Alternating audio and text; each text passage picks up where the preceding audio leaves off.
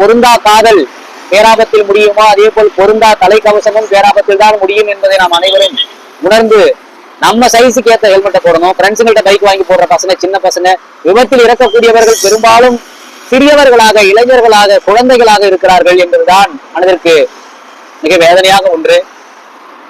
சமீபத்தில் ஒரு மாநாட்டில் பேசிய திரு நியானான கோபிநாத் அவர்கள் ஒரு விஷயம் சொல்லியிருப்பாங்க. இங்க யாரையும் சும்மா விட்டுற முடியாது. Each and every one is a resource அப்படிம்பாரு.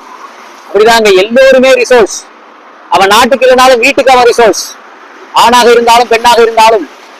ஆண்கள் கூட ஏதேனும் ஒரு காரணத்தால் பயந்து கொண்டு ஹெல்மெட் போட்டுட்டு போறதை பார்க்க முடியுது. பெண்கள் நாங்கள் குளித்துக் கொண்டு வருகிறோம், எங்களுக்கு தலை, எங்களுடைய கூந்தல் பாருங்கள் எவ்வளவு நீளமாக இருக்கிறது, அழகாக இருக்கிறது அப்படிங்கிற வெளிப்படுத்தும் விதமாக, அது சின்ன பொண்ணுங்க, ஃபேமிலி பெண்கள் வந்து பெரும்பாலும் ஹெல்மெட் அணிந்து தான் வராங்க.